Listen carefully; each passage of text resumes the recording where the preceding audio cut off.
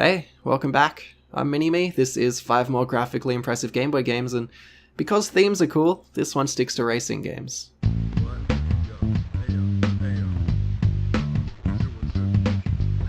1998's V-Rally Championship Edition on the Game Boy is one of the very best examples graphically of that sort of scrolling outrun style of racer. It's super smooth in every way, like it scrolls nicely and the sprites are surprisingly well done. The Game Boy has no inbuilt way of scaling sprites, so they just sort of swap as they come towards the screen, but it's done so well here. Each object has heaps of different sprites to give the illusion of scaling, and it works seamlessly. There's a heap of tracks with different surfaces. It's a challenging game in a good way, and the tracks have inclines and declines and hills, and that's something I find is really uncommon for these kind of graphics on the Game Boy. Surprisingly, this is made by Velez and Jubail, which I've talked about a ton before on the channel. They're those guys that ended up doing those amazing GBA games like Asterix and Obelix and Driver 3, which I did a full video on. You should check that out in the description later, and if you're interested, you should check out V-Rally on the Game Boy.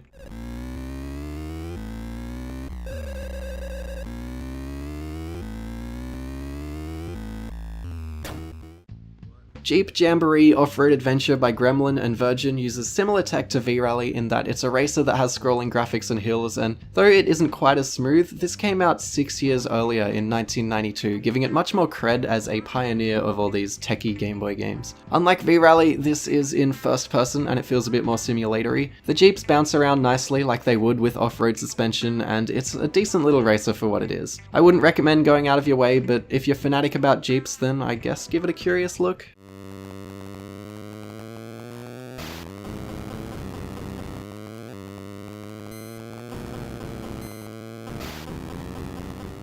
For whatever reason, the 1990 Tom Cruise NASCAR movie brought us one of the most technically ambitious Game Boy games 2 years after the film's release. Days of Thunder was Argonaut Games' first Game Boy game. In the last video, we looked at 2 of their later games, Race Drivin' and X, which were both sort of pseudo 3D things, and it's pretty interesting to go back and see their first effort on what we can assume is the same game engine. Like Race Drivin', this attempts to be more of a simulation racer where the feel of the driving is surprisingly precise and you take damage and need to take pit stops to repair everything, which on its own is a neat little mini game. The visuals here render pixely lines all over the place to build the track, and they've done a surprisingly good job of keeping it all clear and playable.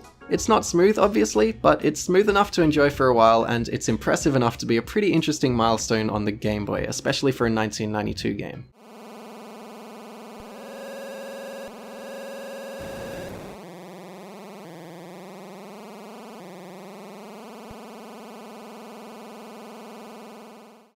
If you love driving around in circles, but Tom Cruise didn't tickle your asshole, then maybe Bill Elliott, aka $1 Million Bill, aka Awesome Bill from Dawsonville, will fit your bill in Bill Elliott's NASCAR Fast Tracks. Released in '91 by Konami and Distinctive Software, this game handles itself differently to Days of Thunder in that it sort of renders screens one by one like a slideshow, but it updates line by line from top to bottom, and it's actually really sickening.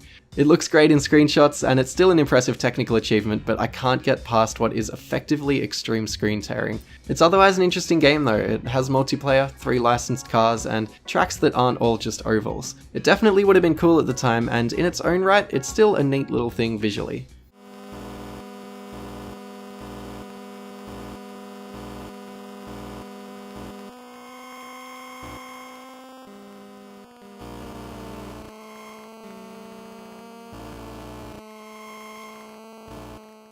This final game is kind of cheating because it's not an official licensed thing. It's only a tech demo and it came out real recently around 2011, but it really needs a mention and I need an excuse to talk about it.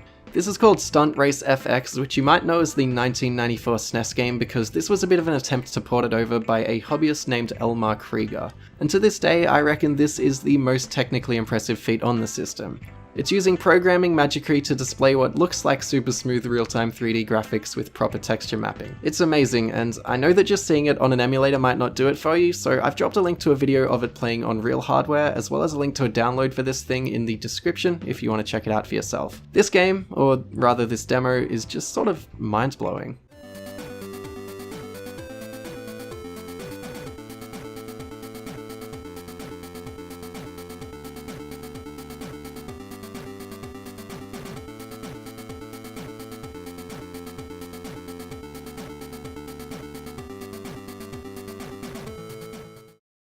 And that's the 5, fam. Hope you enjoyed it.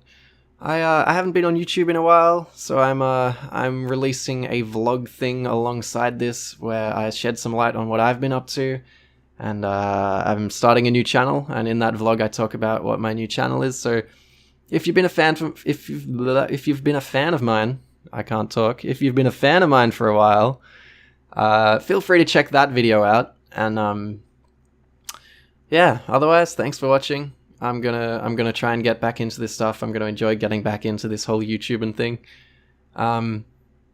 Yeah, sweet. Have a good one.